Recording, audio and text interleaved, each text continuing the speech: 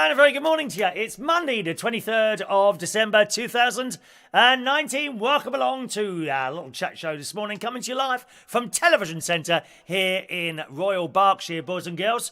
Not cold outside. I've already poked my nose out the door. I haven't got to go too far to do that, have I? Look, who's got a bigger nose than mine? Apart from our Barry, of course. Barry has the best nose in the music business. You know that. Who's got So I poked my nose out the door today. Not really cold.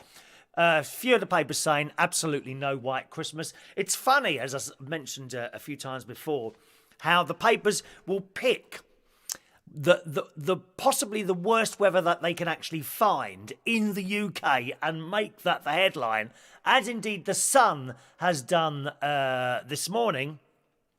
And it says, wait for the whole story. Brits are braced for a chilly Christmas day with temperatures expected to plunge below freezing.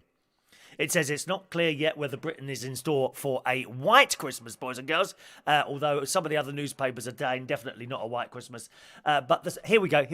The Scottish Highlands. How many people on there? There's about 3 people on there. The Scottish Highlands could see a dusting of snow over the next few days. And it shows pictures of floods. Thousands of families across the country also on flood alert. My friend Ray Reynolds... Is that camera moved again? It has, hasn't it? Look, it moves. My friend Ray Reynolds is on a flood alert apparently at the moment.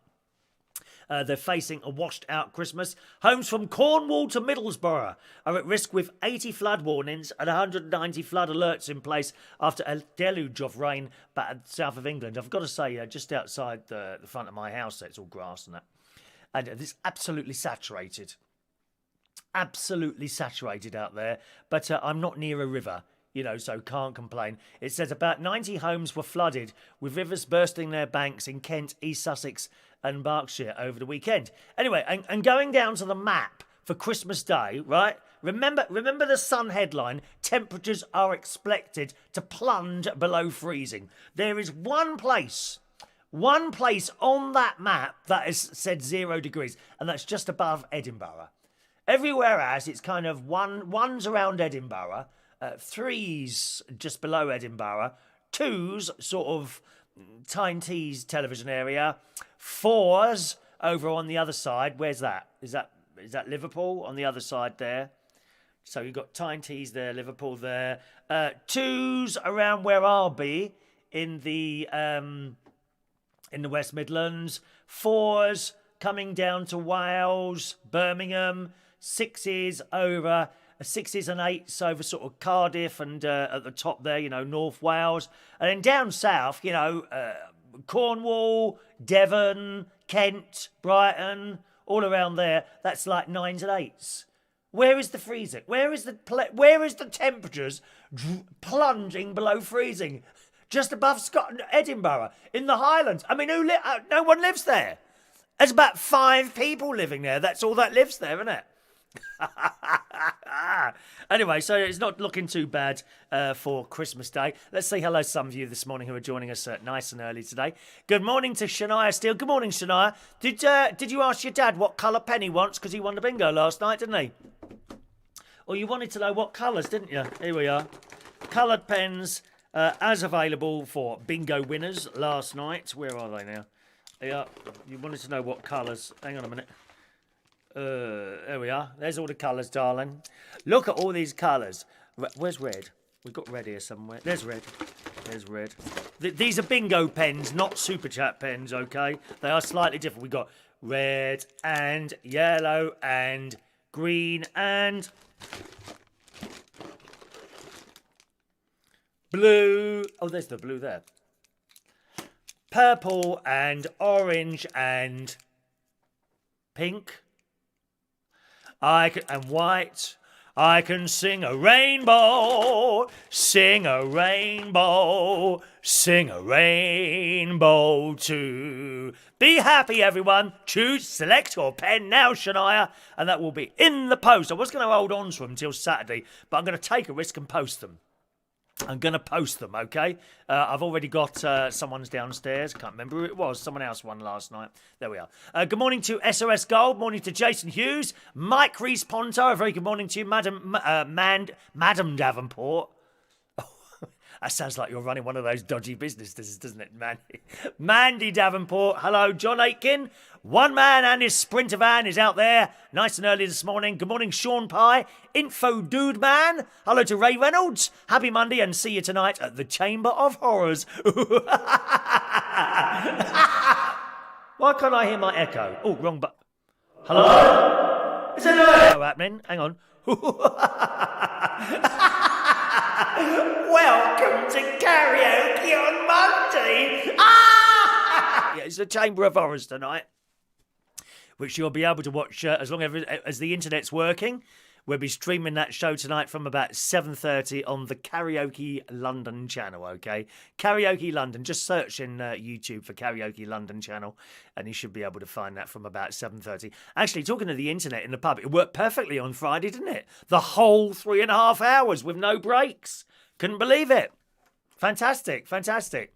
Morning to John Aitken, who's just wrapped his... Oh, thank you. I must show you this. Ray bought me in a Christmas card. Isn't that lovely? Ray knows exactly what card to buy me and has bought me an old-fashioned Radio Times Christmas card. And he's stuck a little picture there of an old Radio Times with the great Morecambe and Wise in there in colour on BBC Two. I love it, Ray. I love it. Thank you very much, Ray. It's a lovely card, that is. Thank you very much for that, okay? Wonderful card. Some more cards here. That was from his friend David. David always brings the card every year. Thank you, David. What else have we got here? One from Johnny Key. There's Johnny Key's one. Oh, no, it's not. That's David. That's David. Where's Johnny Key's one? That's it there, I think. There is Johnny Key's one. There's Johnny Key's one. Gold, gold, gold. Always believe in your soul. It's quite a hard song to sing, that one, Gold. And there we are. Thank you very much for your cards. Very kind. Let's have a look there. Morning to... I think you're talking to each other. Michael. Michael wants to know, Chris, can I have all your pens? Yes, of course, if you win them. Pens cannot just be given out willy-nilly, left, right and centre, dear. You've got to win them. People that send me little messages you wouldn't believe. Oh, Chris, I think I should have a pen because... the only because there would be is because I won it. Or because I sent a super chat. Not because you've done this, that or the other. There wouldn't be anything left, dear. Oh, yeah, but I'm this, but I'm... Well, sorry, dear. Has to be fair to everyone.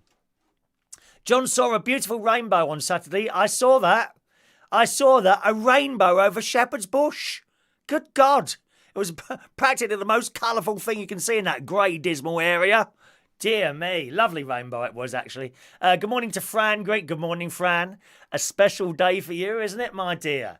Good morning to Fran Green. Morning to you. Hello to Tony King. Welcome to the show, Tony. And Brendan Brady fan is there as well. Good morning to Brendan Brady fan. In fact, in the Sun, again, another Sun. Oh, hang on a minute. We've done that one, haven't we? There we are. We've done that one. I know. Let me close that story. Doing the same stories twice. Oh, dear. If you're watching us on Facebook Live, you're only with us for the first 10 minutes of the show. You're about to leave us here, boys and girls. Do join us on YouTube. We can't see your messages. If you're sending messages on Facebook, type it away like that. I can't see them. You need to join us on YouTube, okay? YouTube.com/Chris Reardon UK. Join us on there and you'll be able to join in with the chat and talk to everyone else or just sit there and watch quietly. It's entirely up to you what you do, my darlings. Join us at youtube.com/Chris Reardon UK. Hit the subscribe button, hit the notifications button, have all those set to on, and you'll be able to join in with the whole show there. So we see you over there.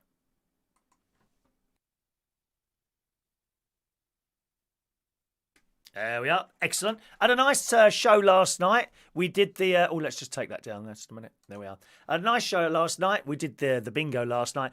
3 games of bingo, which went without a hitch almost. Almost without a hitch. It was a little slight hitch, which worried the life out of me. Just as we started the first game, a runtime error came up. But I closed the programme, opened it again, and everything seemed to whir into action. The usual suspects are out there. Complaining that it was a fix because they were sore losers, you know, and they didn't win. But there you go. That's the way it goes. Hello to Brian Fitzpatrick. Good morning, Brian. What about duvet covers? You're saying duvet covers. What does that mean? What does duvet covers mean? Morning to Tom Ryan. I think you're new, aren't you, Tom? Welcome to the show, Tom. Alan Wainwright. First time bingo winner. Yeah, he was the other winner last night, Alan. Your pen is in an envelope, Alan. And I'm gonna post it this morning. I'll take a risk and post it this morning. All right, might take a little bit longer to get there. Fingers crossed it does get there. I'm hoping that Fran gets her fridge magnet this morning as well. And good morning to Amelia Dodd. Morning, Amelia. Yes, so lovely show last night, after which I went downstairs. I had my jacket potatoes with baked beans and cottage cheese with pineapple in it. Highly recommended. Oh, yes. So you take the they've been in the oven for 2 hours, but, you know, really low on like 110 or something like that. There were 4 of them. I got them out, little ones. They weren't massive. I sliced them open, put the cottage cheese with pineapple in, and then spooned over the baked beans. Oh, they were delicious. And while I was having that, I watched some television. And I watched the new Scrooge on BBC One Colour, which started last night. I believe it's on last night. So the first one is now on the iPlayer. It's also on tonight and tomorrow, I think. I can't remember if there's 4 or 3 programmes. How many ghosts were there? Was it 3? I'm not sure if I'm right, but I think it's been sat out to have one of the ghosts in each show. I'm not sure how it works, actually. There's either 3 or 4 of them, and they're running consecutively. Okay, so you'll have number 2 tonight, number 3 tomorrow, which will either be the last one. I would imagine it'll be the last one tomorrow. I'm not sure. John's watched it. John, can you see how many of them there is? It's very good. Very good indeed. It's, it's not quite like the original, if you see what I mean. They've done some other stuff to it. I'm enjoying it. I thought it was excellent. So do give that a watch, boys and girls. It's the first episode now on the BBC iPlayer. And it's called, is it called Scrooge or A Christmas Carol? I'm not quite sure which or not it's called now. So I'm sure it's Scrooge or A Christmas Carol. What's his name's in it? Guy Pearce.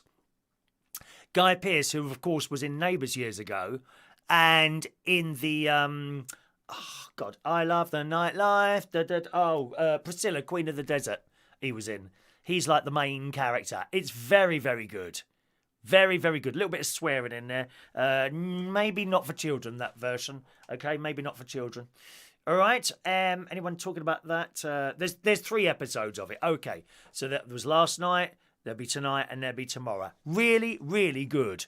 Okay. Watch it. It's A Christmas Carol. Thank you, John. Okay. BBC iPlayer. Episode 2 today. Watch episode 1 on the iPlayer. All right. What else have we got here? Oh, let's just scroll there. Tom is not new. Oh, used to watch on Facebook. Young ex-radio guy. Radio for you and for me, Tom. Yeah, we put everyone on. We're trying to get everyone to come over onto YouTube. It's a long process, I tell you. Most people are on here now, but now and again, I put that little 10-minute clip on there, and it finds people that haven't found it yet on YouTube, if you see what I mean, because they don't get it. And it's a really long process to try and get everyone to switch over. Months. Seriously, months. So that's why I do that little 10-minute clip now on Facebook, because you put a link on Facebook to YouTube, no notification, you see. Whereas you go live on Facebook, you get a notification. So the idea is go live on Facebook, they get the notification, then they watch the bit as far as what tells you to come over onto YouTube, then I shut it, and by that time, hopefully you're over there. So welcome to YouTube, Tom. You'll find it an all-round experience, an all-round better experience, I'm sure. All right. Brian thought I am Esther Tanston. Who's Esther? You mean Esther Ranson, Brian? You're talking in riddles today, dear. Are you still on the Guinness? Are you still on the Guinness? I think you're still on the Guinness. I'm very pleased. I've managed to weigh myself this morning. Now, I wanted to be 13 stone 4 on Christmas morning. So Christmas Day is irrelevant for eating. You just eat what you want, okay? And I've just weighed myself. I didn't think I was going to get to it. I've just weighed myself. This morning, I'm 13 stone 4.2. So I'm I'm quite elated about that. So by Christmas morning, I'm sure I'll be 13 stone 4. I don't have a set of scales at the caravan. I'm certainly not taking a set up there just to try it on Christmas morning. So I think I'll probably be there. So by next Saturday, I will allow myself £3. Saturday, I'll allow myself £3. I don't think you can really put on £3 in one day, because that's all it'll be one day, maybe a little bit extra on Boxing Day. But I'm really quite pleased about that. So this morning I'm 13 stone 4.2. Happy as a sandbag. Happy as a sandbag. Presents not to buy. It's a little story in the Daily Mirror this morning. Good morning, Adrian. A morning to our days out. Good morning to you, who eventually got your pen, didn't you? Was it a pen or a badge you got? I hope you got that eventually through the post there. Did you? Tell me if you got it or not. I've been waiting for you to appear to see if you needed to have another one sent to you there. Yes, things not to buy. People on Christmas Day. Have you got some, if you've not done your shopping yet, I know some of you leave it to the last minute, possibly today or even tomorrow on Christmas Eve. Well, you got it, thank you. Oh, I'm pleased. Pleased you got it, Paul. Excellent. You got your badge there. Excellent. What do you not want people to buy on, or what would you not advise people to buy? Okay? For Christmas presents. I've always said, socks, handkerchiefs, spray-on smelly things, boring presents, which quite frankly you get if they can't think of anything else to buy. And I've always said, if you don't want to buy, you think, why am I buying? You're just buying someone for the sake of buying something, then don't waste your money. If I sat there on Christmas Day and got no presents, I wouldn't be upset. That may be the case. May be the case. I won't get anything on Christmas Day. Well, one of the things here in the Daily Mirror this morning, working out what to get a loved one for Christmas can be difficult, as you want to make sure it's the perfect present. One woman knew exactly what to get her boyfriend when the holiday season rolled around, as he'd mentioned it previously. Her partner was keen to try one of those at-home DNA testing kits, so she bought one for him. The gift arrived, she got it all ready and wrapped, but then a massive family secret emerged. And I like that word, emerged. Do you like that? Emerged. And she soon discovered that the kit probably wasn't the right thing to give him after all. The unnamed woman revealed all in a post. She explained how she told her boyfriend's mum about the kit and was stunned by her reaction. As soon as I mentioned the DNA test, she went completely pow and started to fidget. Do you fidget much? Is it annoying going to a cinema and someone's fidgeting? Or with this noisy squeak? She said, "Oh boy, that makes me nervous. You might have to wait on that gift, maybe until his birthday. His dad and I have to talk." Understandably, these comments freaked the woman out, but later she would learn why she couldn't give him the test. His mum soon confessed that her ex-husband wasn't actually the father of her two sons. He'd been unable to have children, so they used one of those donors to start a family. That I don't think I should say that word on the radio, on the television. Donors to start a family. And it's fun. There's certain words that I don't want to say while I'm doing the show. The woman felt burdened, knowing this big secret, before her boyfriend did and confronted his mum, saying that she had to tell him the truth soon. "I don't feel right keeping this info from him." She mentioned his birthday, which isn't until July. "I'm thinking they should tell him before the new year, because there won't ever be a good time. He's 24. They've had plenty of years to find a good time." Well, I don't know about that, really. But and the story goes on a little bit more. You get the general gist of it. I don't know. I mean, should someone be told and have their whole world ripped apart? I don't know if that's right or not, really. What you think about that. But what else do you not think people should get perhaps on a Christmas Day? Something like that perhaps, or something silly. Let's see what you're saying. Good morning to Dave Moses. You have very tatty back ends. What are back ends? I don't know what back ends are. What are back ends? I don't know what you mean by back. What are back ends? What are you talking about, dear? Are you on the Guinness as well? There's a few drunk people here today, David. Is it you as well, dear? I noticed you weren't there for the bingo. Very disappointed. Yeah, after all that effort that I went through to add you to the bingo system, and you weren't there, Dave. Very, very disappointed. Yes. John, my other half, everything he hinted at, and his best ever gift was me. Oh, for God's sake, do me a favour, John, will ya? Talk about love yourself, love. You keep going on about how good looking you still are at 50. Oh, dear me.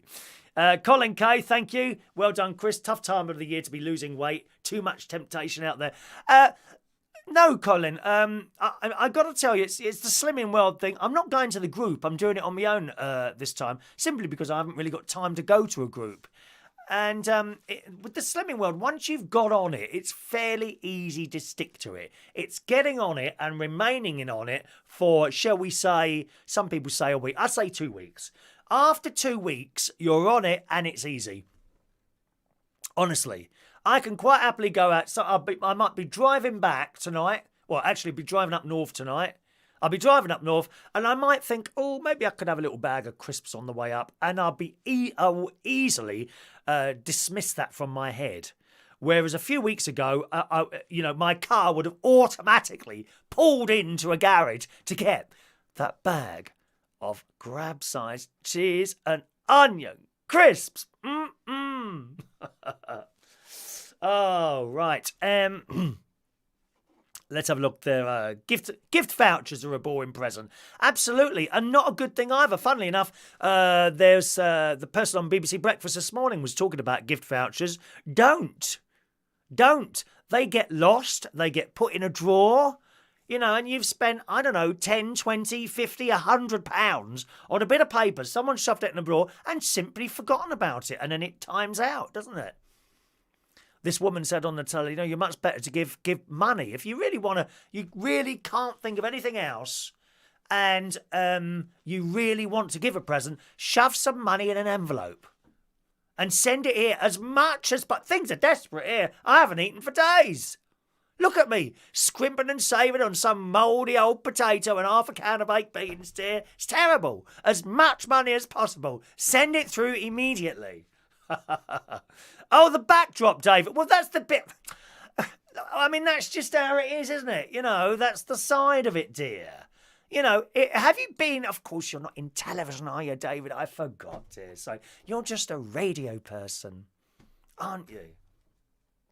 You're not an international television star like myself, so you don't understand these things. Have you ever been to a TV studio? When they do the shots on the side and that, you actually see how it's all put together. But the main shot, of course, is that one there.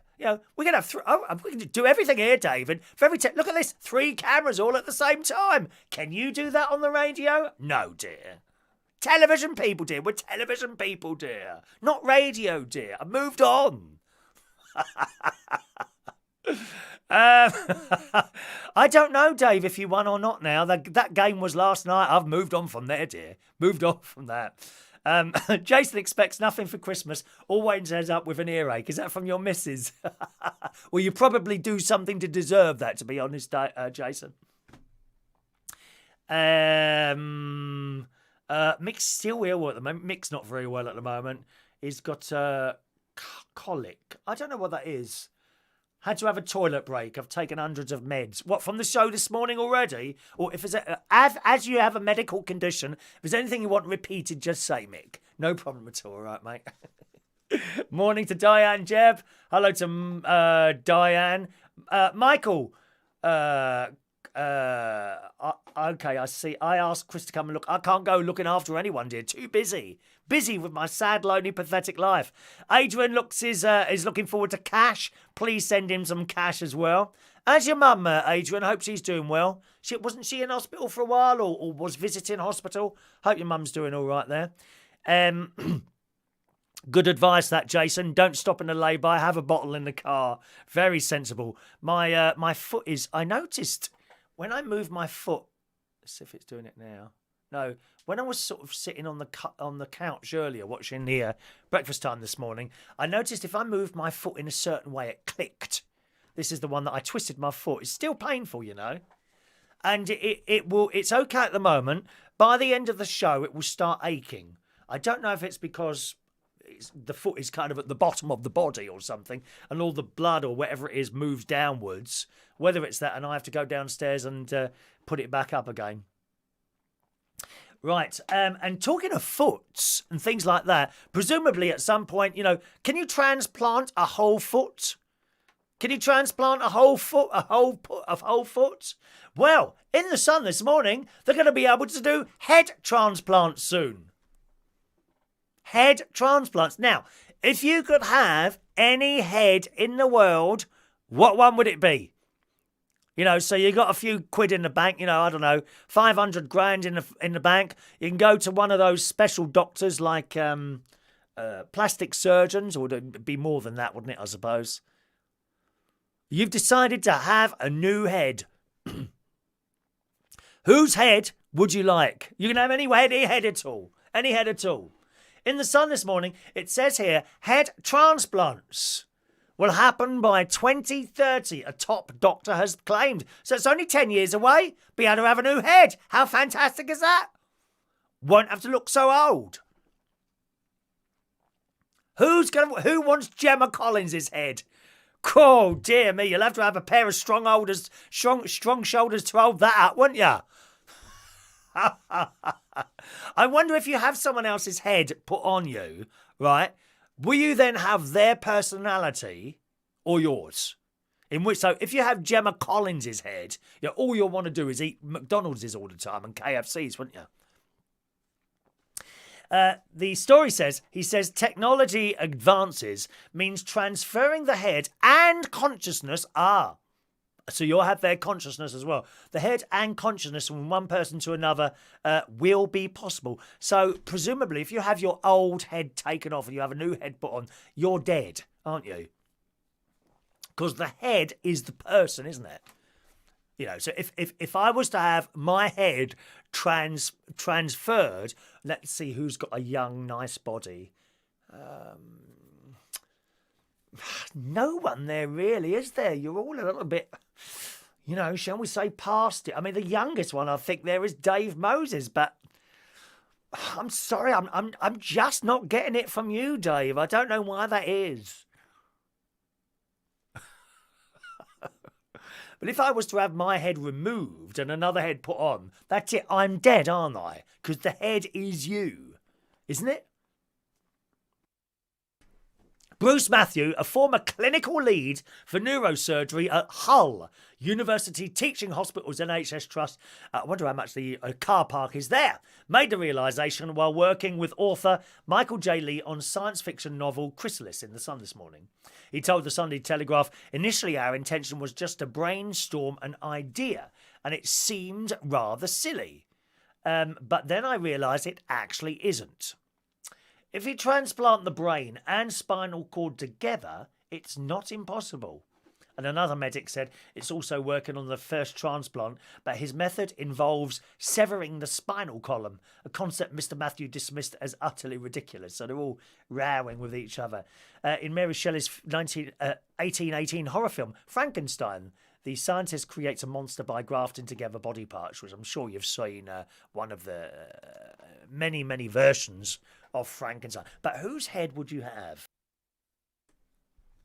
I mean, if you could have like someone else's head, right? So what good-looking lads are? Yes, the No Erection boy. What's his name? Liam Payne. That's it. The one from No Erection. Liam Payne. If you could have his, because he's quite good-looking, isn't he? If you could have his head, right, but scoop out the brain. Maybe you could have a nurse standing by with a large spatula, or what those big spoon things. I don't know what they're called. Scoop out his brain, and then have your brain. You'd have to push it in, but it's quite a soft thing. So presumably you could squeeze it in and then put that on. Then that would be you, but with a different head, wouldn't it? See what I mean? What would you do with his brain? Perhaps that can be made into pet food or something like that. I'm sure there's a dog or cat out there that would love to lick up Liam Brain's head or brain. Whose head would you like, boys and girls? Dave says, are you first on the waiting list? John would have Colin Farrell's head, or maybe Tom Hardy. Yep, good-looking boys, good-looking boys. What about you, ladies? Come on, join in, ladies. It's not like a lads free-for-all on there. Let's see some more messages from the ladies there. Mandy, I don't know what you messaged there, actually. You've taken it back down again. So, come on, ladies, what heads would you like? Mick says, can I have a new body? I need less toilet breaks. Why don't you just have one of those tubes put in? You know, and you can have a little bag next to you. You won't have to get up from the chair then, my dear. Eh? Oh, God. Things we have to do. Good morning to Paul and Lou joining us this morning. Hello. Brian says, can you have a new neck too? Do I need a new neck as well? That's looking a bit old now. Look what happens if I put me... I must keep my head up like that and keep it stretched at all times. It's like I've got a little bobble on there this morning. My little Christmas jumper this morning. Michael wants my nephew Jimmy's head. My younger nephew. That looked quite good on you, Michael, because Michael's black and my nephew... You could have a white head and a black body. That'd get people talking, wouldn't it? A white head and a black body, or vice versa. Good idea, good idea. Mandy would only have Gemma Collins' head if she could drop kick it across the room. Yes. Apparently, I saw a little story this morning. I didn't print it out to bring it up on the screen to read out to you. But apparently, when she fell over on the Dancing on Ice programme, she thought she was going to die. Oh, dear. Got the raffle coming up later on during the show today, okay? Good morning to LaBelle. It wouldn't matter if you had a different head. It wouldn't be you.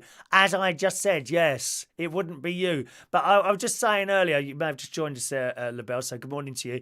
You'd have to scoop out the brain of the person, you know, and have your brain inserted in it. Then it would be you, wouldn't it? But with a different face. But it might be better to just change the face, you know. What face would you like? You know, perhaps you could select a celebrity, you know, or a star or something like that, paid for someone to murder them, and then you could add their face. Job done. Oh, how much would that cost? I don't know. Let's see if I've got enough in my wallet here. Oh, dear, look, just the £15 again. Never mind. Never mind.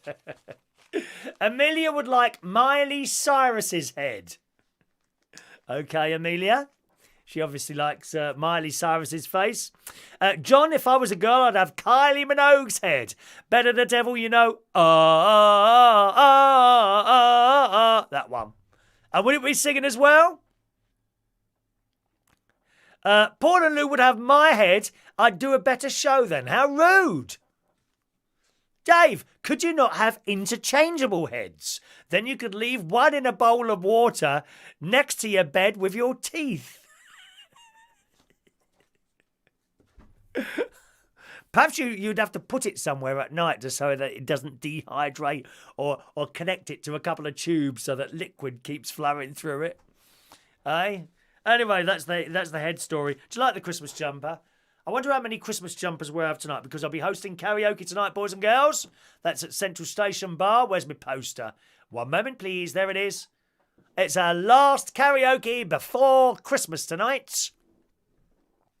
Karaoke at Central Station Bar, Wharfdale Road, King's Cross, starting at 7:30 and going through to 11 o'clock tonight. I wonder how many more Christmas jumpers we'll have there today. Here's mine. Let me just stand up and you can see it properly there. There we go. There we are. Ding dong merrily on high. It's very big. Look, this is really big. I can pull this in now. Look at my lovely slim tender waist now. That wasn't there a few weeks ago, was it? Could you even see me when I stood up then? Very doubtful. Very doubtful. One man and his Sprinter van. Can you remember Wurzel Gummidge with his head? He was great, Wurzel Gummidge. The BBC, I think it's the BBC, have got a new version of Wurzel Gummidge. I've seen the picture. No. But then again, that's probably because I remember the old Wurzel Gummidge with the great Jon Pertwee, my favourite ever Doctor Who, great actor. I fixed his phone, you know. Jon Pertwee, he wasn't there at the time, unfortunately. He had a lovely house, dear. Oh, it was lovely, in Putney. went in his house and fixed his phone once, but he weren't there. I was when I saw the name on my list of jobs, I went, oh my God, I'm going to meet my favourite doctor, and he weren't in. I think he was out doing shopping down at Tesco's. Ray Reynolds, Elephant Man's head could be fun. Oh, that would be an heavy one as well, wouldn't it, Ray? I wonder how many Christmas jumpers we'll have tonight. Maureen wears a Christmas jumper. She's got a little Christmas jumper, similar to this, with a little bobble on the top there. John Wurzel, yeah, he did have different heads, Wurzel, didn't he? Have you not seen a picture of the remake? It doesn't. It just looks. It looks more like Freddy Krueger than Wurzel Gummidge. Yeah. Morning to Info Scuba Diving. Everyone's joining us, waiting for the raffle a little bit later on today, aren't you?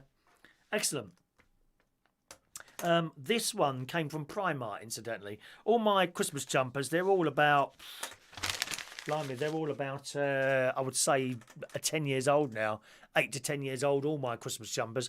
When I bought 3 I think about 3 or 4 all in one go. That was up near my sister in Lincoln, Primark in Lincoln. And literally, I saw these Christmas jumpers. Oh, let's have a couple of Christmas jumpers. I went over there. And literally, they were standing there with boxes of these Christmas jumpers. As they were putting them on the shelves, people were taking them off again. They were going, so they were like hotcakes. Oh, we do like a hot cake. Amelia has a Christmas jumper and leggings and top. That's nice. I don't think I've got leggings. I'm not one for leggings, I'm afraid. You've got to be quite fit to wear a pair of leggings, and clearly you are, Amelia, my darling. John's got 3 Primark Christmas jumpers too. I know people that have got really expensive Christmas jumpers, like 100% worn, like 50, 60, 70, £100 for a jumper. To me, that's an awful lot of money to spend on something that you're only perhaps going to wear for 2 weeks, Shania, that long ago. Yes, that long ago. Shania remembers a video showing my Christmas jumpers. That was a long time ago, wasn't it? I don't think I could find that again. Paul and Lou, Wayne Rooney's head would be interesting, but I wouldn't want the grannies or the hair transplant. He likes older women, doesn't he? Doesn't he, Paul and Lou? He does like older women. Oh, talking of liking people, I've got a message on Plenty of Fish. Yes, he looks quite nice. He's in Surrey somewhere. I might follow that up. I'll keep you fully informed of what goes on there, okay? Good morning to John Duffin. Good morning, John. Is it your birthday today? When I do the birthdays, remind me, John. I'll write it down here. John Duffin. Where are you, sir? John Duffin. I think you're new, aren't you? Welcome to the show, John. Or at least it's your first time on the YouTube. Don't forget, do hit the subscribe button on there and have your notifications switched on, okay? Carrying on with the Christmas theme today.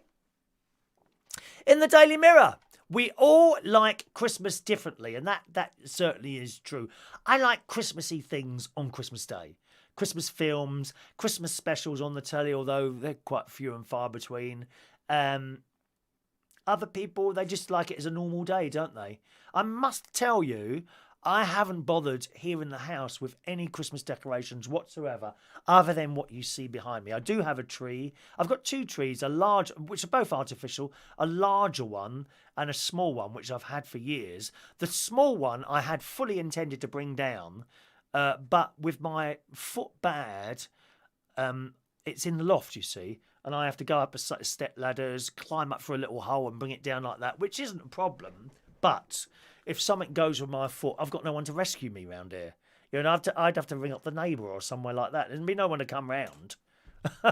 And I'm a bit concerned about going up, so that's why I haven't got the trees down here. But I haven't bothered at all with any Christmas decorations. My sister has kindly been round to my caravan and she's put a couple of things up there for me. I don't know what it looks like. I shall see that later on when I get up there today.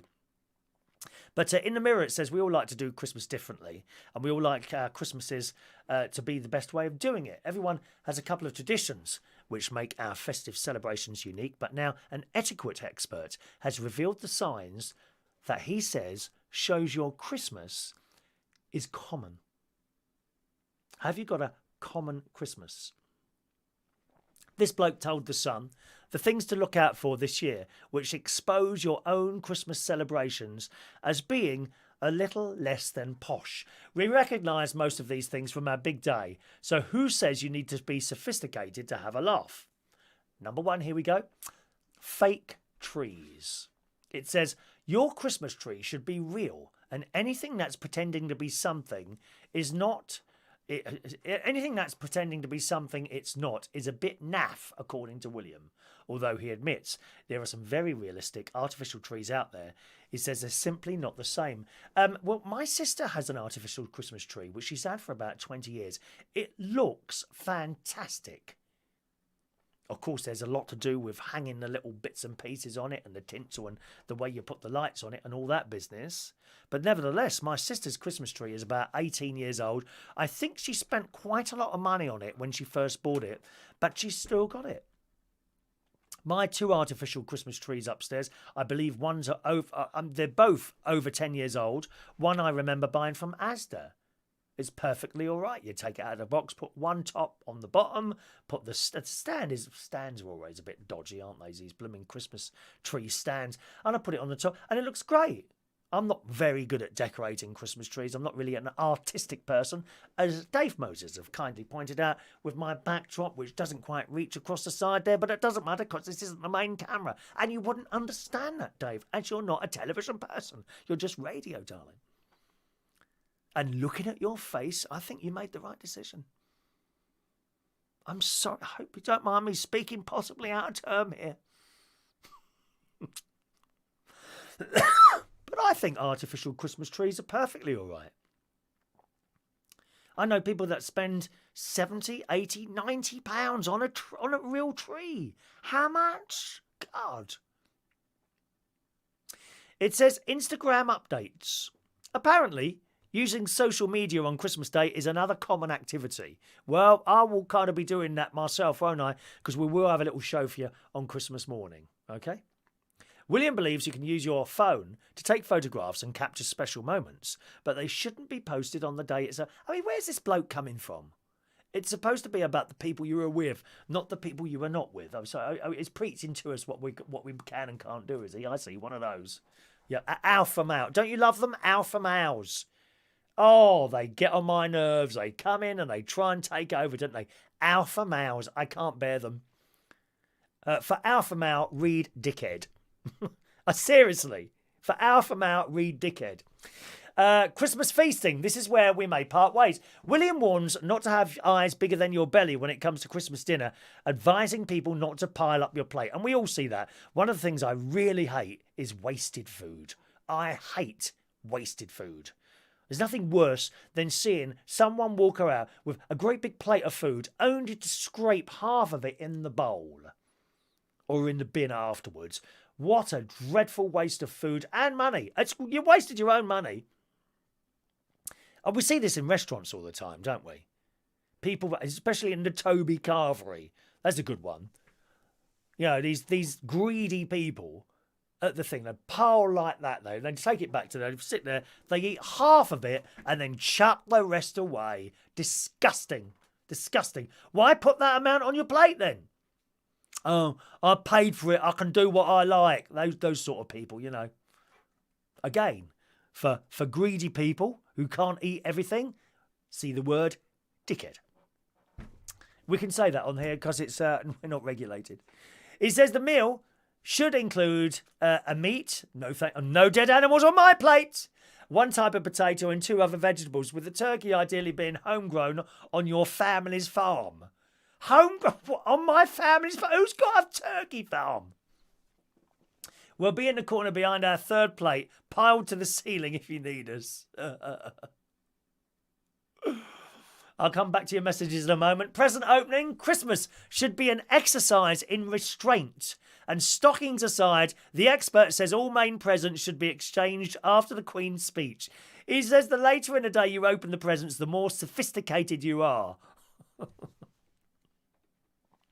William says, we in the UK are not the US. It isn't Santa. I go along with this one. It's Father Christmas. Not Mother Christmas, not gender-neutral Christmas. It's Father Christmas. That's what it is. If anyone says, Why shouldn't it be gender neutral, Father Christmas, or whatever you want to call it? Just laugh in their face and walk away. Don't let them get away with it. It's only people that let these idiots get away with the crap that they come out with all the time for the rest of the year, gender neutral Christmas. No, it's Father Christmas. It says it remains unclear over whether Kris Kringle and the old Jolly Saint Nick are allowed. So it's Father Christmas in this country. In America, and LaBelle will tell us, it's Santa. Bucks Fizz. When we go down the Christmas cocktail route, we're in serious naff territory, says this bloke. For example, Bucks Fizz eggnog is American. So it's fine over there, but it's too sweet and gloppy anyway. It's not my cup of tea. Eggnog. Oh, God, no. Oh, God. That's another one to add to the list. We've almost got a full house. It says Christmas lights, flashing lights, inside or out, are on William's no-no list. I've got to say, I agree with that one as well. I don't have flashing lights. Oh, I mean, they're all right for about 5 minutes and you think, oh, fool, someone stop those blooming lights flashing. And that goes along with tinsel and novelty baubles. He said they are generally awful and lights should be only white or off-white, representative of stars. Now, you see, I like coloured Christmas lights. You know I like bright colours. I've actually got fairy lights. And they're not Christmas lights. Well, they are, but they're not. I've got fairy lights all around my fence here at the house and all around the caravan up north. But they're on permanently. They're not Christmas lights. But they're all different colours. I haven't got white ones. The white ones are perfectly all right, but I do like all different colours. Oh, here we go. Here we go. He's having a go at me now. Christmas jumpers also described as awful. William says most people tend to wear them only once, which is both a waste of money and bad for the environment. To be safe, wear them for the whole of December like us. Well, I think I've had these for years. I'm not wasting money on Christmas jumpers. Do people actually do that? Buy a Christmas jumper, wear it once and then chuck it away? That's dreadful, isn't it? How about advent calendars? Did you have one of those? Chocolate calendars should be left to children. Are you paying attention, John Aitken? Chocolate calendars, it says here, should be left to the children in the Daily Mirror if you don't want a common Christmas. Bar humbug. Beauty advent calendars are just dreadful. Are also to be avoided. William explains, although they might not be terribly downmarket, they aren't sophisticated either. And there's other stuff there, cards and matching pyjamas. Who's got matching pyjamas? Anyone? I don't wear anything in bed. I am completely naked. Close your eyes a moment. And I just want you to imagine me climbing into my bed completely naked. Is that doing it for you? I think it probably is. Matching pyjamas. William says coordinated pyjamas reek of unsophistication and also they look tragic. I've got to admit, I agree with that. I've seen people with matching pyjamas. I think, oh God, what do you look like? He also believes pyjamas shouldn't be worn for the whole of Christmas Day. Do people do that? Oh, don't tell me they do that. They get up and they spend the whole day in their pyjamas. Oh, no. Or dressing gowns. Recommending smart trousers for men and smart trousers or skirts for women. So there you go. If you do any of those things, you're common. So that would mostly include me as well.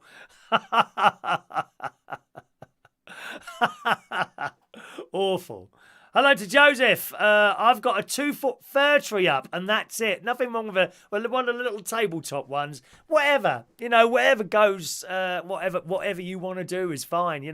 If you've got £100 to spend on a really nice real Christmas tree, then so be it. I must admit, I was always disappointed.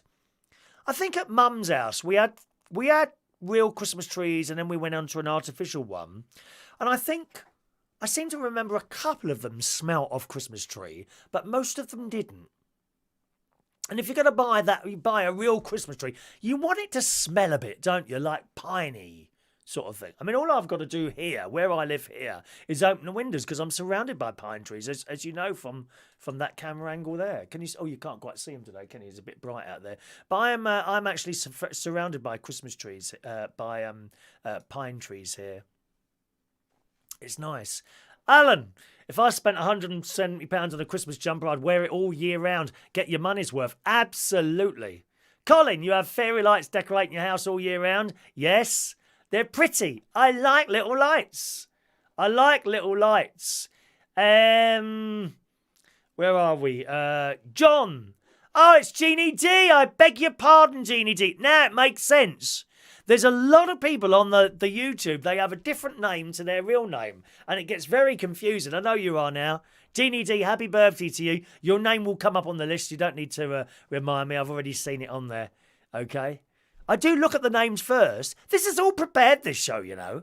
I don't just turn up and start chatting randomly, dear. It's all prepared, all prepared. Mandy's got a small Christmas tree, 50 years old, still going. See, nothing wrong with that. Do whatever you want, whatever takes your around. Don't take any notice to this stuck-up git. What's his name? William? Oh, he's full of it, isn't he? Full of it. Mick loves Brussels sprouts. Yeah, they're not hugely popular Brussels sprouts. I don't mind a couple of them. Some taste better than others. I've got to say, when my sister's done them, they always taste quite nice. But I've been in other places before, and they've done Brussels sprouts, and some of them have got a really nice twang to them. I don't know. Dave can see Father Christmas in drag, though. Yeah, only because it's you. Is that what you do, Dave? Dress up as a woman, Father Christmas? Oh, dear me. Dear me. It's all coming out now, isn't it? Have you got married yet? I hope you've told her of your little fantasies, dear. Don't let it be a surprise on your wedding night, my love.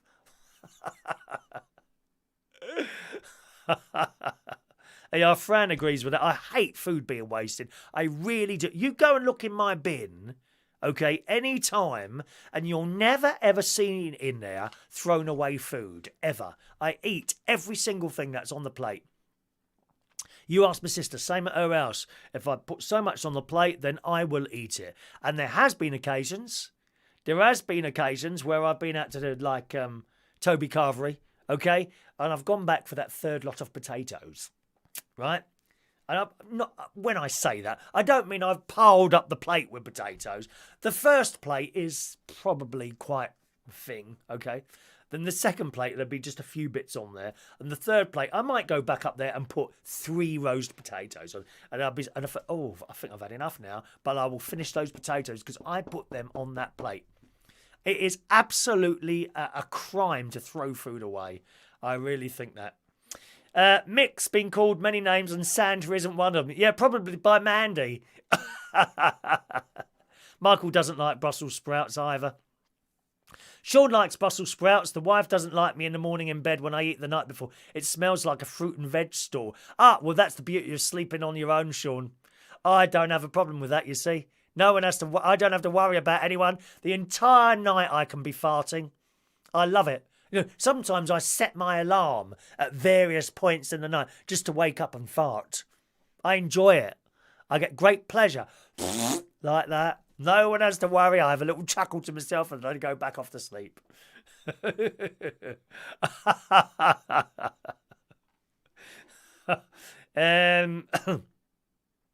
Yeah, Mandy's got it right there. At the end of the day, you should celebrate Christmas how you want and who you want it with. Absolutely. Brian, what are you talking about Imelda Marcos now? Brian, you're not making any sense at all this morning. You're just coming up with random sentences. It's just Imelda Marcos. What's that got to do with anything? I don't know. John's got 1 day left of his advent calendar. His chocolate galaxy advent calendar. I hope you've been weighing yourself. I bet that's slowly been going up over the last 4 weeks, is it, John? Amelia wears her Christmas jumper for 2 days on Christmas Day and Boxing Day. That's all right. Good morning, Roy the boy. Just joining us there. Hello to Mick Smowers. Slap me sideways with a wet fish and call me Sally. See, they're all here, Dave. All these so-called, blokes here who are married or with girlfriends who dress up as women. Look at Mick Smowers. Look. Wants to be called Sally now. I'll make a note of that. I think I'll have to make a note of that. Watch out for Mick Smowers.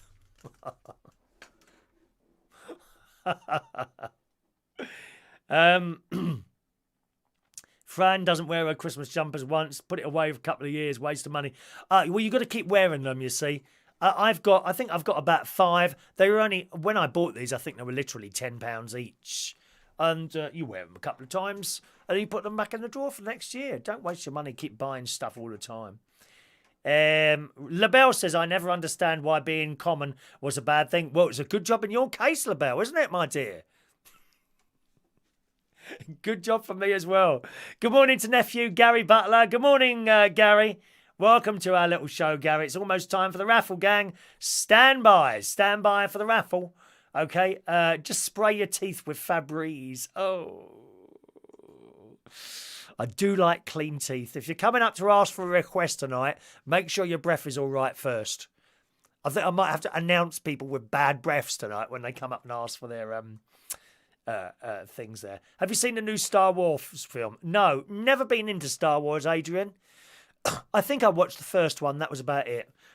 I'm Star Trek. You're either Star Wars. Generally, you're either Star Wars or Star Trek. Very few people are both. I never really liked Star Wars. What do the British eat for Christmas? Good morning, Glenda. We have turkey, roast potatoes, parsnips, carrots, peas, stuffing. Some people have Yorkshire puddings. There'd be a Christmas pudding, probably Christmas cake. I really hate Christmas pudding and Christmas cake. That's not for me. Gary, do you like those things? Christmas pudding or Christmas cake? I'd much rather have like a trifle or perhaps ice cream or treacle sponge. Oh God! Where we went, it's a few months ago. My sister. Brother-in-law, and actually my niece, my nephew as well.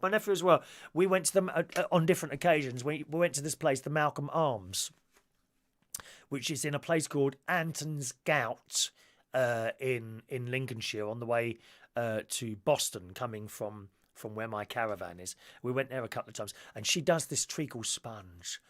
It ain't small. Oh God. This plate comes out like this, and there it's not like, a little thing out of a little plastic thing. There's little treacle sponges that you can buy. But blimey, you need about 5 of them. They're tiny, little thing like that in a plastic pot. No, this is all homemade. Treacle sponge in the Malcolm Arms is and it's like £3.50 or something cheap like that. It's not dear in there. Highly recommend. If you want a nice meal out, go to the Malcolm Arms in Anton's Gout. I can't remember what Gary had, my nephew. Actually, I don't think he had pudding. Where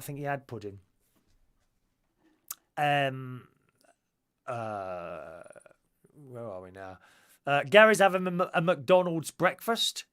You enjoy that, Gary? I can't remember if I've ever had a McDonald's breakfast. You know that. Shania, Yule log. Chocolate. Cut. How many pieces of that are you going to have, Shania? Yes, Yule log. With a little, you usually got a little ribbon, a little green ribbon on there, haven't you? A Yule log. Lovely. Of course, I mean, a lot of people make this stuff, but a lot of people, they just buy it in a box now in Sainsbury's or Waitrose or Aldi. It's all there, isn't it? You just go in there, fill up your trolley, it's done. I haven't got to make it. But homemade stuff is always better. As I say so many times before, my sister is a damn good cook. She can do all these cakes and things. Years ago, I got her this mixing thing. That's what she wanted, one of those, I don't know what they called, with a big bowl and a thing going round and all that business, various different programs which she made good use of. I like to buy people presents who are going to make use of them. Don't want to buy something that that's nice and you just put it on the side and then that's it, got done, nothing to do with it. What else do you have? What do you like for Christmas food wise, if there's anything out of the ordinary? Mixed Mowers, warm apple pie. It's one of my favourites. Is that with or without cinnamon, Mick? I quite like the McDonald's apple pies. I think they're nice. Got to be careful. It can always be a little bit too hot in the middle there. Where are we now? Mixer. That's it, mixer. I think it's probably a food processor, Fran. I'm not sure.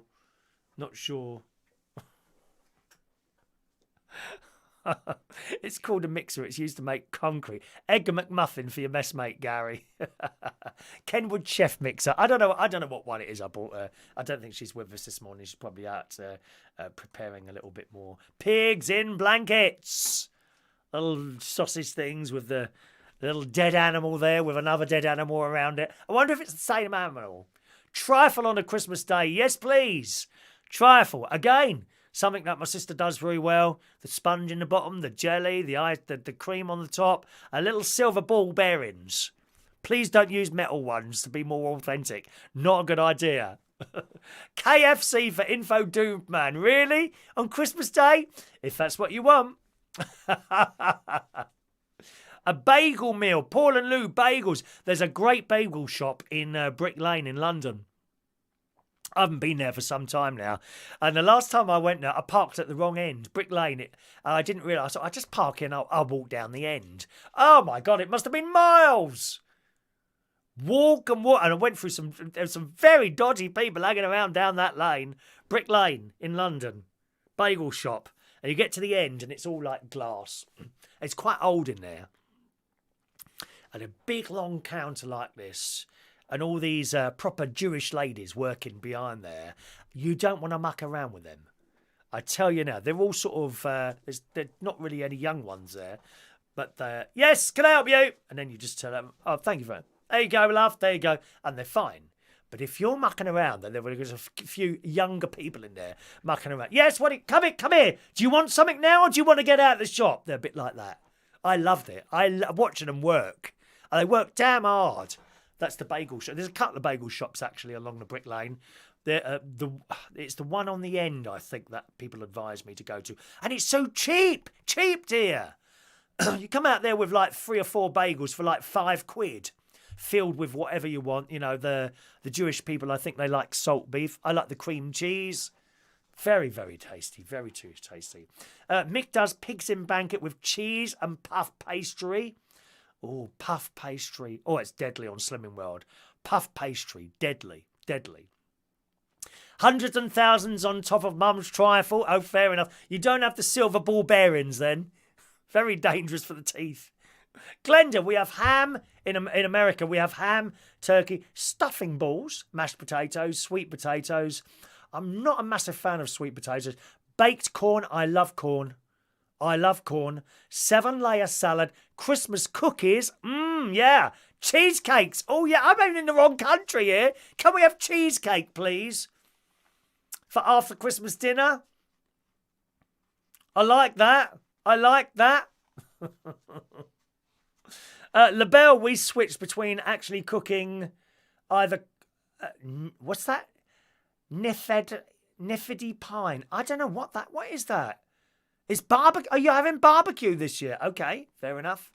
I would imagine in Australia. Have we got any of the Australians watching the show this morning, or in your case tonight? Hey up, Sean goes to Brick Lane and the flower market. I know it all round there. But that Brick Lane, it's lovely, that place. It's a long, long road. If you park at the wrong end like I do, 2 hours later, I return to the car with my little bag of bagels.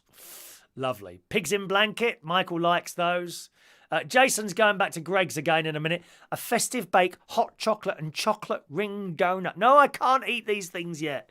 We've got a 0.2 of a pound to lose before Christmas Eve. And I think I'm going to get to that, but I won't be able to check because I'm not going to take a blare of scows up there.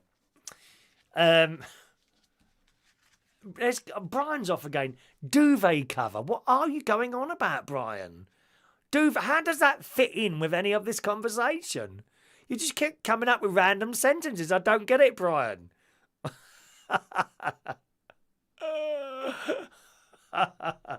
Alan Wainwright. Good morning to Mike. There's Michael. Michael's in Australia. What's your Christmas dinner consist of, Michael? He's in Australia. Tell us what your Christmas dinner consists of. Alan Wainwright. Marks and Spencer's do a nice festive sausage roll at their motorway service stations. Good value too. I have found the Marks and Spencer's stuff. Oh, where's my peels? Is it 10 o'clock? Generally the Marks and Spencer stuff in petrol stations, I find them a bit expensive because they're usually the M&S ones. They're part of BP, aren't they?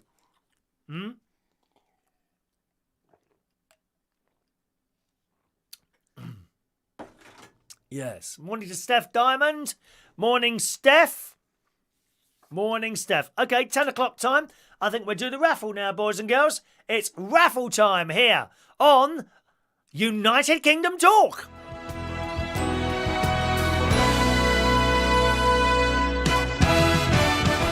Here we go. It's raffle time, boys and girls. Here are the raffle tickets. Who's going to win gets one out. Who's going to win the last fridge John, why are you asking for a ticket? Why are you asking for tickets? We're doing the raffle. Is anyone paying attention to anything that's going on around them? We are doing the raffle. I didn't say we're going to have tickets now. We're doing the raffle. Pay full attention. We may have to withdraw the raffle, I think. People are not paying full attention to the show. Someone's going to win one of these today, boys and girls. Only one to be given out. There will be, of course, another raffle next Monday, and I shall be giving out tickets for that just after we've done this raffle. We might do another story first. Okay, I think timeouts will have to be given out. It's outrageous. Adrian, mince and pie with brandy buttercream custard raspberry sauce. That says nice. Right, here we go. Here we go then, boys and girls. Let's just start turning those tickets in the bowl. Now, we were using the 3 cameras to do that, but my brother-in-law says that doesn't look very good, so we're gone back to the 1 camera. Was it this one, or is that one we're going to use? Oh, yeah. Nope. What about that one? Ah, yes, that's the one. That's the one. Now you can see exactly what's going on, because when people shout fix and it's not a fix, you do look a little bit silly. You do look. Fran, I tell you, Fran's on my side. Fran, I tell you, you do pay for order. Pay attention. Order. Right, here we go. Let's start mixing the tickets, boys and girls. Okay, I mix them first, and then we'll be pulling one out for today's fridge magnets. Are you excited? There's a load of tickets in here. We have been busy with these tickets.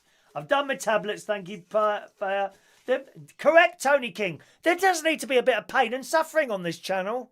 You're absolutely right. Absolutely right. Right. Here we go.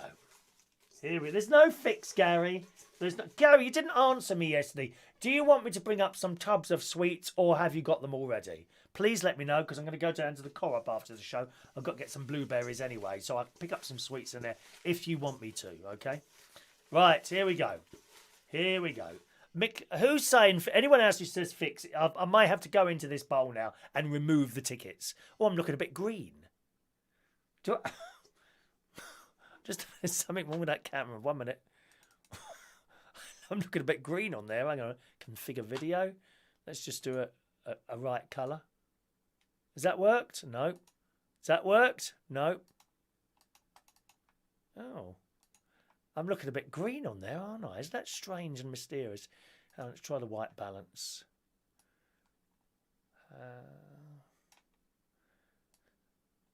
No, it's not working. Oh, that's better, isn't it? No, is it? Oh, I don't know. Never mind. You'll have to put up with me. Look, that's a bit better. Look a bit more tanned now. It's all about the adjustments. More sweets. Okay, bringing up more sweets for you, Gary. Okay, mate. Gary, you can't call me mate. I'm your uncle, dear. Maybe I shouldn't call my nephew dear. It doesn't sound right either, does it? More sweets will be brought up to you.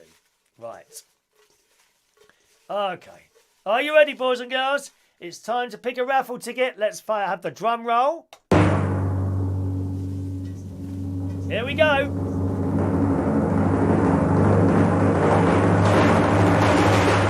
One ticket is in my hand. There you go. One ticket. And it's ticket number 578. Who's got ticket number 578? Okay, check and let me know who it is. Anyone? Can you check your ticket numbers, please? Who's got ticket number 578? Anyone? Who's got ticket number 578? Have a look, please. Michael Parman says, chocolate pom-poms, cheesecake, trifle, caramel tarts, ham, turkey salads and jelly shots. It sounds nice to me. Sounds very nice to me. LaBelle, my family's from the south, so we eat everything. Chicken, turkey, ham, beef roast, mac and cheese, potato salads, greens, all sorts of desserts. Red velvet cake is my favourite. Red velvet cake. Red velvet cake, LaBelle. Yeah. Have you seen that rainbow cake? That's really nice. All different colours. You don't see it very often. Very, very rich. Lots of people claiming the prize here. Martin says me, I've won. Mix Moa says me. Tony King says me. SOS Gregorian says me. Porden Lou says me. Incorrect, because the name is on the back here. I think people are starting to cheat. I mean, I'll be honest with you. If I time out everyone who's been insolent today, I don't think there'll be anyone left. 578, there's the number. Dave Moses is checking. Dave, you hardly ever play. There you go. It's Michael Pullman. Ticket number 578, Michael Pullman, who's actually just joined us just before we started the thing there. And told us what they was having at Christmas. Congratulations, Michael. Am I right in thinking you've won before? I can't remember now. So, where's the email address? There you go. Can you send me through your postal address? And I'll put that off to you. Okay? Now, if you're in Australia, I'll have to go to the post office for your one. That might be a little bit busy today. I might hold on to that till Saturday, okay? Might hold on to your prize until Saturday there. Fran is still waiting for her prize. We're hoping that her one is going to arrive this week. She hasn't received her prize yet, unfortunately. But congratulations to Michael. Are you there? Or did you There he is. You have one before. I thought you had. Well, congratulations, Michael. You can have that, or you can send it to someone else if you don't want a second one. It's entirely up to you, okay? If you want to give it to someone else, that's all right as well. But you need to let us know. So that's great. Looks like a spider crawled on the ticket. You don't think I've got time to do good writing, do you? I don't have very writing. Alan Wainwright, can't remember his number. It doesn't matter, Alan. Your name's always on the back. I'm just winding you up, you see. See how many people are cheating, really. Okay? See how many are cheating. So let us know what you want to do, Michael. If you want it yourself, of course, no problem. Just email me your full postal address and I'll get that off to you. Now, all these tickets, they now go in the United Kingdom Talk teapots. Okay? That'll be for the super draw because we do an extra draw at the end of the month, which is, of course, the 31st, New Year's Eve. We'll be doing a super draw on New Year's Eve. Which, that'll have to be up at the caravan, won't it? Yeah. So I must remember to take those up to the caravan next week. So we put all those in there. Look how full that is. Gosh.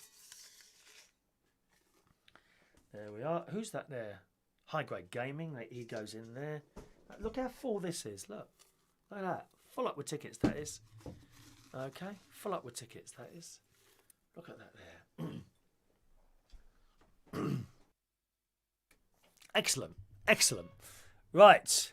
So there we are. Now let's have a look. Good. All right, another little story here, and then we'll do today's tickets. Cats. We were talking about the movie Cats. Has anyone seen this yet? I think John Aitken was going to see Cats. But there's been an awful lot of people who are not liking it. I've said to you before, I'm not going to go and see it. I can go and see people dressed as cats running around a stage, not in a film. It's just not doing it for me, or a lot of other people. Well, in the Daily Mail this morning, it says the newly released movie version of Cats has been re-edited by director Tom Hooper and reissued to cinemas and movie theatres a week after its original release. So they've re-edited it. I don't know how that works.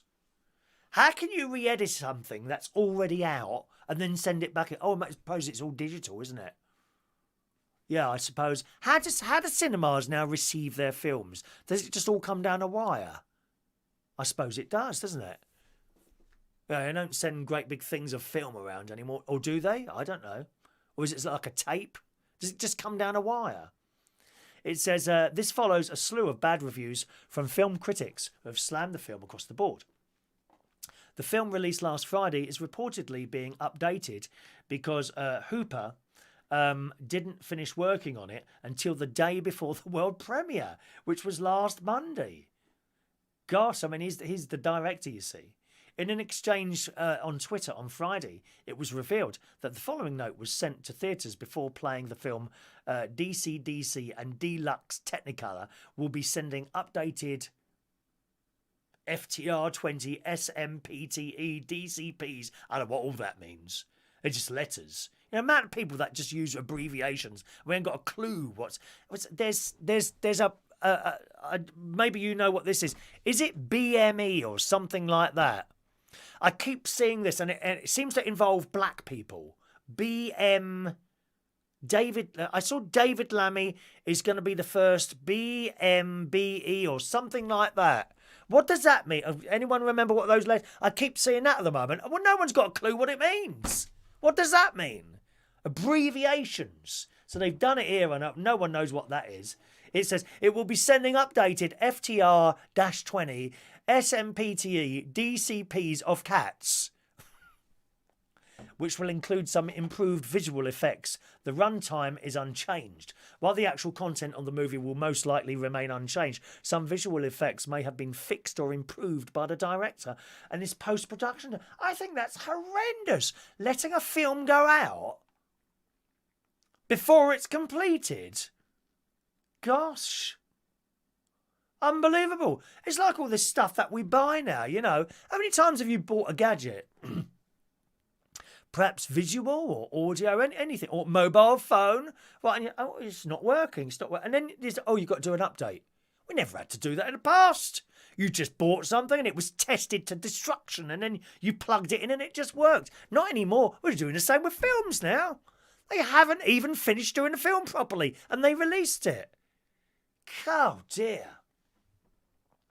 The director, Hooper, won an Academy Award for directing the 2010 Jim The King's Speech, which also won Best Picture that year. This film, based on the Andrew Lloyd Webber production musical, is suffering with a terrible 19% rating on Rotten Tomatoes.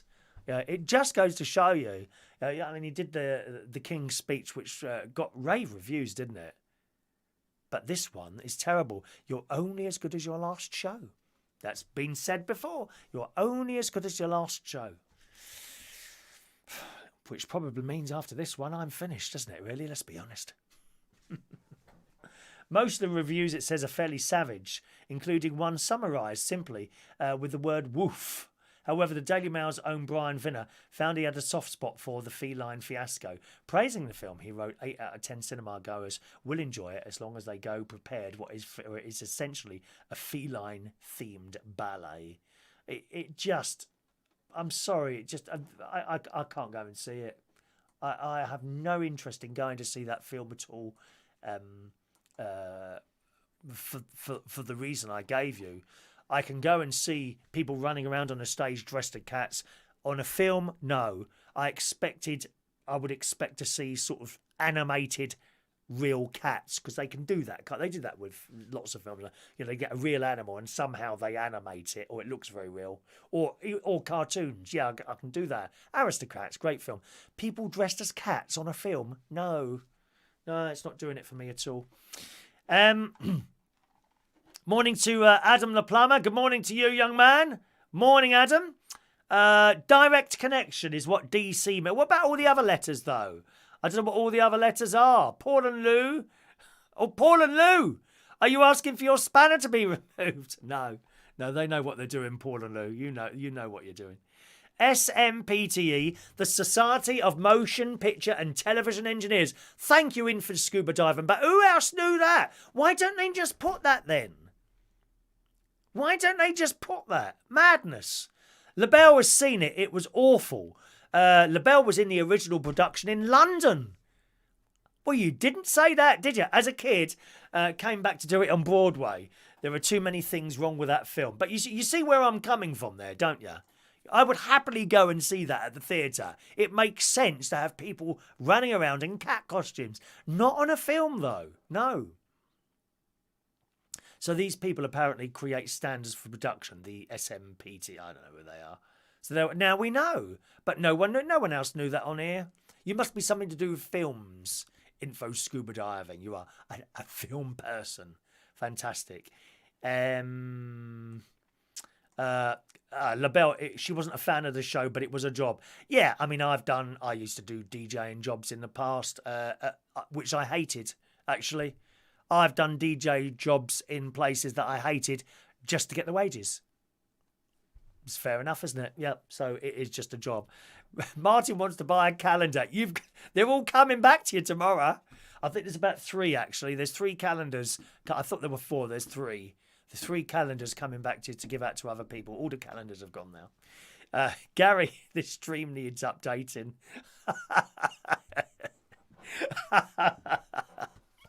Very good, Gary. If you ever meet my older nephew, he's got a wicked sense of humour. He really has a wicked sense of humour. Or is he just wicked? I can't remember where it is. And he has got an answer every time. But I can get him back. I usually can't get him back, but I can get him back by farting next to him. He hates that. Me and great nephew Harry, we sit there all night when I go around farting. We are in competition, me and great nephew Harry. and then great niece Evie joins in, and I have to say to great niece Evie, it's not the sort of thing little girls do. Have farting competition. That's for boys. It's not a girl's thing.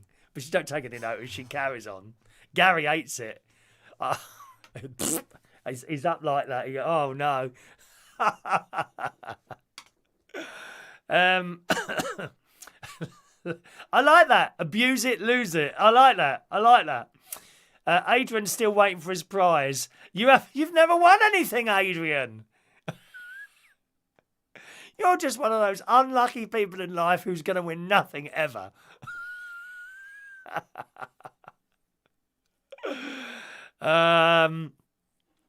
Alan's talking to Martin. They are talking about it. My brother-in-law's talking about doing a show on Christmas Day. Whether or not they're going to do it, I don't know. I'm certainly doing one on early Christmas morning. Be around about this time, okay? Did I have my pills? Yes. I've got a little pill box like that, you see, right? And I make sure I've got them in there because what I used to do is, sometimes I might just take them out of the bottle and then you have them. 10 minutes later, oh, have I had my pills? Now I know. If the little door is open, then I know I've had it, and I'll probably fill those up again later. My Hermes driver is selling calendars. I love it. Angela Lansbury is Mr. Potts. I believe the live version of that is on Christmas Eve, I think. Beauty and the Beast. It's not the same without Angela Lansbury singing it.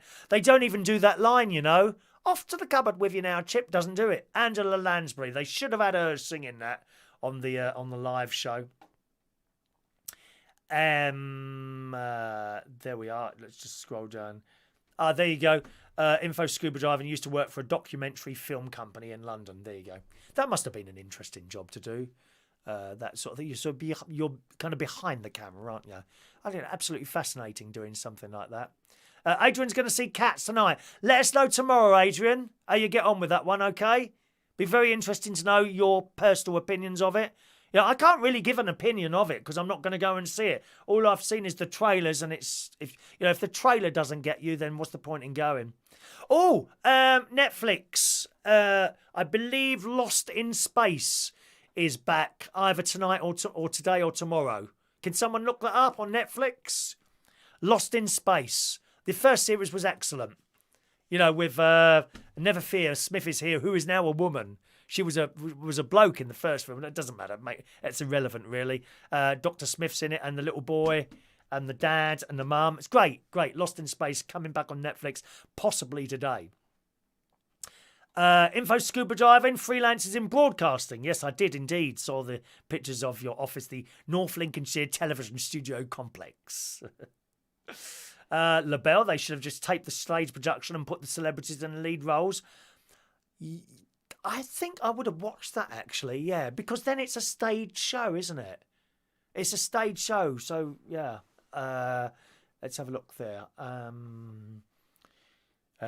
Mandy's quite right. Wherever you may be, let your wind go for it. It's very dangerous, I think, to hold on to your wind. But I like to do it loud so that people know, Mandy, especially around my nephew's house. His wife looks at me. She said, there's something seriously wrong with you.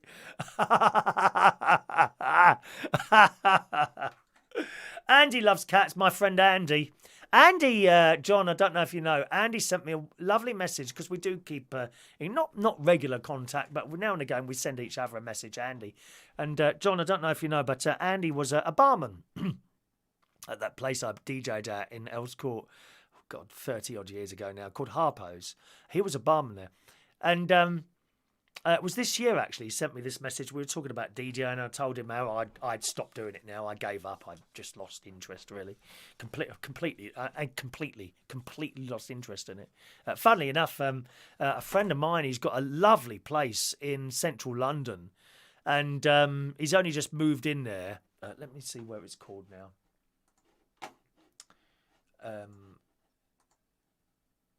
Mark, it's Mark, isn't it? Mark, where are you, Mark? Let's see if I can find him. There he is, Mark. Let's just find him. Here we are. He's now running the Grosvenor Casino, the Rialto in Piccadilly. Do you know it at all? Anyway, one of my friends is running that now, and he put some pictures up. He's only just taken it over, and it looks amazing, this place. It's really nice. And they got DJ decks and all that there. And I sent him a little message, not scraping for work or anything like that, just to say, really pleased that you've managed to achieve this position, running this wonderful place. Congratulations, it looked fantastic. And he sent me a little message back. He said, if you need any DJing work, just ask. And I often get that. Still now I get that. But of course I had to reply to him. Because the only thing is, when you get something like that, I suppose people would there be sending messages just to get work. Well, I don't really want to do that anymore. And he sent me a little message like that, and I replied to him saying, well, actually, I gave it up about 2 years ago now. I don't really have an interest in restarting it. Now and again, I get a little inkling, I won't lie to you.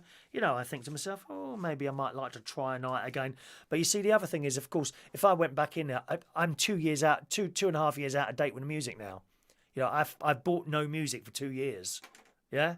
So it would have to be like more of perhaps an oldies night, like, I don't know, 70s, 80s, 90s, maybe by 2000s, that's when I started losing interest, around about 2007, I would say. So, that's like 12 years ago.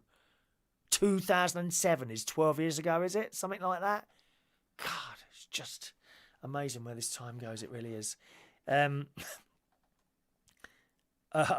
LaBelle, I guess you have to be a certain type of person to like passing gas. Yes, I'm sure you have. I'm sure you do. All right. Glad to hear that Mix Mower's brother-in-law came home last night. Mix Mower's, he had, I think it was a heart attack, wasn't it? I think it was a heart attack. So there we are. Congratulations. I'm pleased with that as well. So yes, so Andy Weston, that's where we're going with that. Andy loves cats. And he sent me a message where we were having a conversation telling me that I inspired him to become a DJ. A message, it don't get much better than that. To get a message like that all those years ago, and Andy became a much bigger DJ than I was, doing his stuff and remixing workers. And he worked for Almighty Records, which kind of, they would take like stuff like ballads and remake them into dance tracks. Very, very talented man. Very talented. But you can't talk to him while he's DJing. And he's a serious DJ. I was never really as serious to people are talking to me and getting off of me most of the time, actually, in the DJ box. Not anymore, sadly. That all stopped some years ago. But I would have a bit of a laugh. Andy was very serious about his music, and he'd be in that DJ box, and you couldn't really talk to him while he was DJing. There's nothing wrong with that. It's just a different way of doing things. Fran says, my gran used to say, let your wind blow free, church or chapel. Let it rattle. Absolutely right. And John says, Andy's nights, he does nights at the Royal Vauxhall Tavern in London. They're still really popular. They certainly are. Righty-ho. Okay, let's do the raffle tickets and then we'll do birthdays. Who's with us this morning? This is for the raffle, which will be next Monday, okay? Next raffle will be next Monday. Okay, so who wants tickets? Please only ask once. Okay, when I get to the bottom of the list, I'll say, have I missed anyone out? And then please speak. And if so, I will correct that. If you're watching a recording of the show, you can get your raffle ticket by email. Just send me your email address, okay? And say, can I have a raffle ticket? And I'll respond to you with your raffle ticket number. Please only ask once, either by live or email. If you ask for two, you get banned from raffles because it has to be fair for everyone. 658 is the first one. And that goes to Mr. SOS Gregorian. Thank you, sir. 6-5. Oh, the pen's a bit dodgy here. Let's have another one.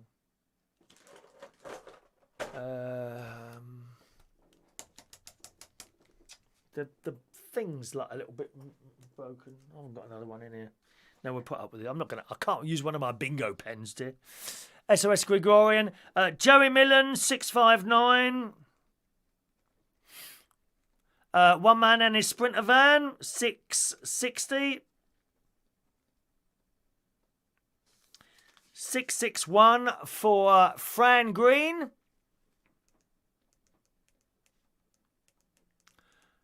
You don't need to... Incidentally, Fran, if that thing doesn't arrive, don't worry, I'll get you another one.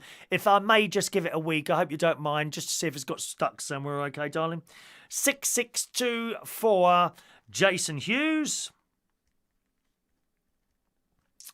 663 for Colin Kay. 664 for... oh, hang on a minute. Oh, gosh. That's jumped up there. Paul and Lua, take him up on the DJ gig. Do it at least once so you can say you did it. No. I don't want to do it again. I don't want the hassle. You know it's hassle. It's just hassle doing DJing these days. It really is. Mick Davenport, 664. 665 for Martin Butler. 66. Oh, who's got the devil's own number? 666. It's Mike Reese-Ponto, the devil's own number. Mike Reese-Ponto. Diane Jebb, 667. 668 for Michael Lawrence.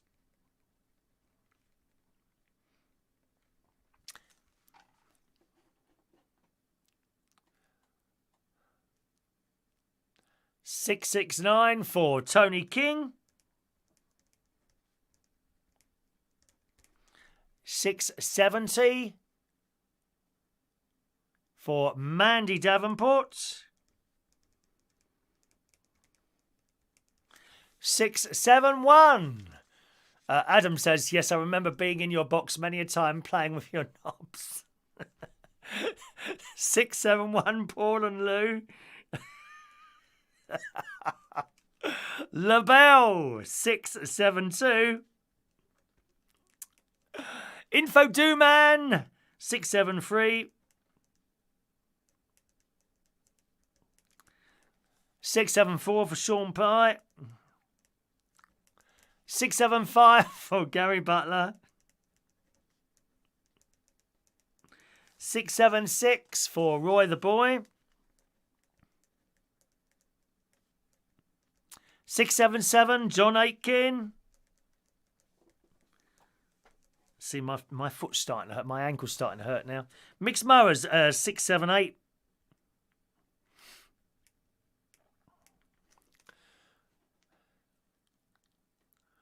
Adam the Plumber, 679.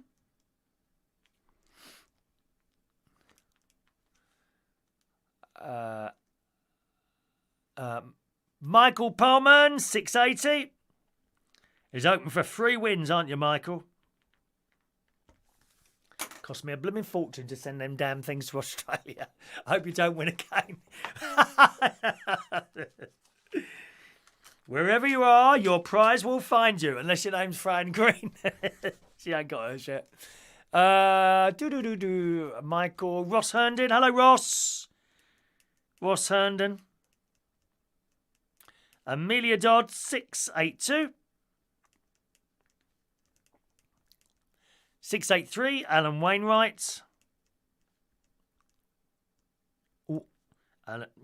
Spelt that wrong. W-A-I-N. Alan Wainwright. He won the bingo last night. He won a bingo pen last night. 684. Adrian says, I think your little door is always open, Chris. Thank you very much. Thank you very much. Adam was my lighting assistant. Yes, Roger. We're not giving out dodgy pens. This is not a prize pen. These are prize pens. These are dodgy pens, as supplied by the Metro Bank. Thank you very much. Dodgy pens. Brian, Why do you keep saying duvet cover? That's twice you've said that. What does that mean, duvet cover? I don't know what that means, mate.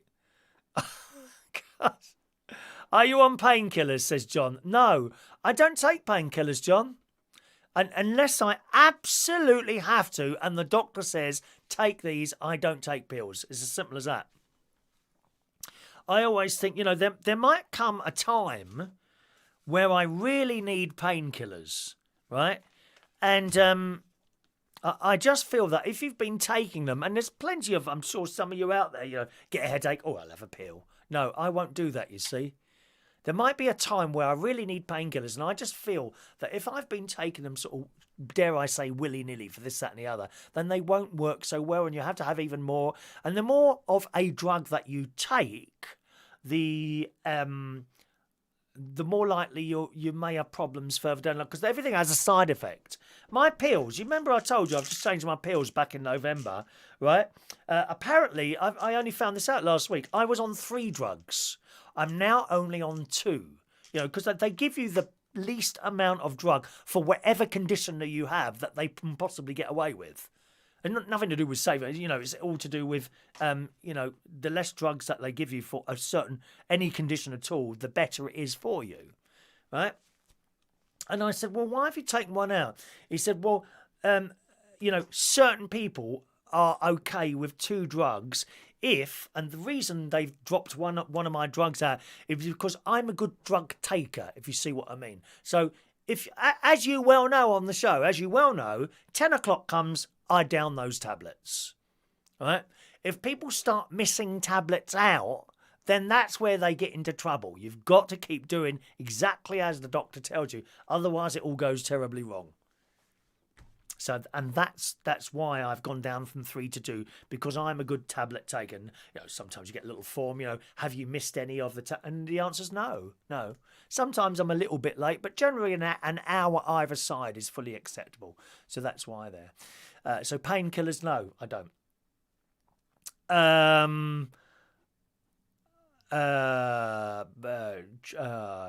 Maybe Brian is changing his bed and can't put a duvet cover on and needs help. Do you think that's what it is? Alan, is he on about your jumper? I don't know. I don't know why he keeps going on about duvet covers. I'll have to ask him when I see him. Oh, Fran needs to go to her safe space now. She's got anxiety, haven't you? Oh, Fran. Okay, Adrian Richardson, 684. Right, have I missed anyone out? If I've missed anyone out, please speak now. Looks like I've done all the raffle tickets. Have I missed anyone out? 5, 10, 15, 20, 28 tickets. Look, they're all here. See, that's where they are. All the names are written on there, yeah? And what I do is I then tear them up and put them in the silver bowl. And that's how it all works. They're all here. Look, there you all are. See? All there. I bet there's people not paying attention. They've just seen a flash. Oh, I can't see my name on there. Don't test me. Don't test me. There we are. So they're all on there like that. Adrian got his tickets. Anyone else? Anyone else want a raffle ticket who hasn't got one yet? Please speak now. Excellent. Adrian says I've inspired him to like cakes. All right, it's birthday time, boys and girls. Happy birthday on this Monday, the 23rd of December, 2019. Let's start off with Fran Green. Fran Green's birthday today. Happy birthday to Fran. All right, darling. One of our loyal viewers, Fran Green. It's her birthday today. Happy birthday to you, dear Fran. Lots of people wishing your birthday there. Isn't that nice? Happy birthday to Fran. Pete Froud is 51 years old today. Happy birthday, Pete. Charles G. Doyle. Good morning, Charles. He used to come along to karaoke. He turns up now and again to sing us a song. Good morning, Charles. 40 years old today. Philip Aaron. Good morning to you, sir. Happy birthday, Philip. Jeannie D is in the house. As Jeannie D you saw here earlier. She's got several names. Happy birthday, Jeannie D. 76 years old today. So no doubt she'll be in the pub tonight. Happy birthday, Jeannie. And Glenn Logie today is 34 years old. Happy birthday, Glenn. And finally, Anne Lineker was Callaghan. Happy birthday to you, Anne. All right. So happy birthday, boys and girls. Here comes the song.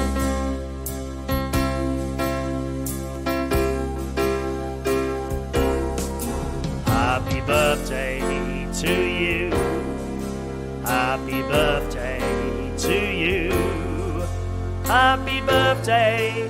Happy birthday. Happy birthday to you. All right. Happy birthday, gang. Lovely. People wishing everyone else happy birthday there. It's Monday night tonight. I'll be hosting karaoke this evening. There it is. At Central Station Bar, 37 Wharfdale Road in London. Come and join us. Wear your Christmas jumpers and jackets and everything else tonight. That's where we are tonight. Monday night karaoke, the one before Christmas, at Central Station Bar in Wharfdale Road in King's Cross. Hopefully we'll be streaming the show live for you. Just go on YouTube and type in Karaoke London channel. You should find it there. Subscribe to that and you'll pick up the show tonight when we start around about 7:30. Sometimes we have internet connection problems in there, but we do our best. And if it works, it works. If it don't work, it's just one of those things, isn't it? Enjoy your day, boys. Oh, Sam458 just turning up at the end of the show there. Good morning to you, Sam. Enjoy your day, boys and girls, and hopefully see you again tomorrow morning around about the same time. Cheerio now.